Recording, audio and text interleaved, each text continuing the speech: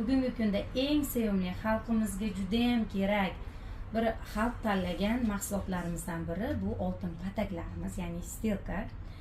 Ishonsanglar, boshida meni birinchi savolim hamkor bo'lganda shunaqa narsa taklif qilishganda men aytdim, menga bu вообще kerak emas. Meni onam juda ham chiroyli qilib tutgan. Haqiqatda oyog'imda unaqa nima yassi oyoqlik yo'q, keyin muammo yo'q deb o'ylaganman. Ishonsanglar, buni tavsiya berganlaridan keyin kiyib ko'rganimdan keyin bir oy oyog'im og'rigan, bir oy bir 10 oyog'im cho'loqlanib yurganman. Yechaman desam katta ustozlarimiz, yuqori ustozlarimiz ruxsat bermagan. Siz demaksizda muammo borki, sizda og'riq bo'lyapti.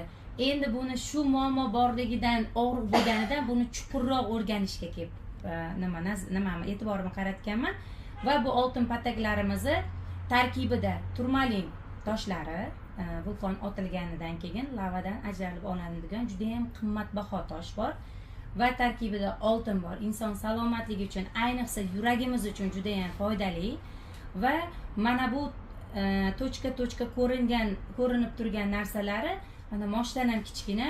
Bilamiz, asosan sanatoriyaga borganda yoki bo'lmasa o'zini ozgina yaxshi ko'radigan o'zbek xalqi ma'lum bir vaqtda massajlar olib turadi.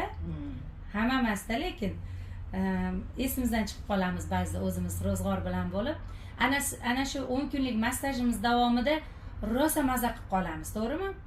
Endi bu oltin pataklarimizni tagidagi mana shu tochkalar nima vazifasini bajaradi deganda, o'zim birinchi yaxshilab o'rganib chiqqanimda haqiqatda tochkalarda endi meditsinadan xabari bor insonlar oyoqda tagida, kaftda, ichki organizmlarda aynan tochkalar, ya'ni chakralar joylashgan bo'ladi. Mana shu chakralar bilan ishlash, tochkalar bilan ishlash, polniy stilligrovka qilish mana shu oyoq osti qo'lni kaftidan boshqarilishini mana shu Xitoy tabobati o'ylab topib bizni xalqimizga yetkazgan. Endi bu xalqimiz buni kiyganlaridan keyin birinchi o'rinda o'zlarini mana shu muammolari bilan buningiz menga yoqmadi, oyog'imni og'rityapti, buningiz meni rosa kasal qilib qo'ydi degan murojaatlar bo'ladi. Endi u narsa zo'r natija. Men xursand bo'laman. Shu insonni kelajakda bo'lib qoladigan kasalini ko'tarib lecheniya qilishga tushib ketdi desam, ba'zi bir odam aytadi, men yura olmay qolyapman. Ha, xo'p, yura olmay qolyapsiz, lekin ertaga yura olmay qolishingiz ham mumkin edi. Buni sizga mana bugun sababchi qilib bizni yetkazdi. Mana shu tochkalar. Birinchi o'rinda ko'zni tochkasi. Zreniya, vzrosli deyiladi, 30 yosh, 40 yoshdan keyin sekin-sekin insonda zreniya pasayishi boshlanadi, to'g'rimi? Albatta mana shu zreniya bilan bog'liq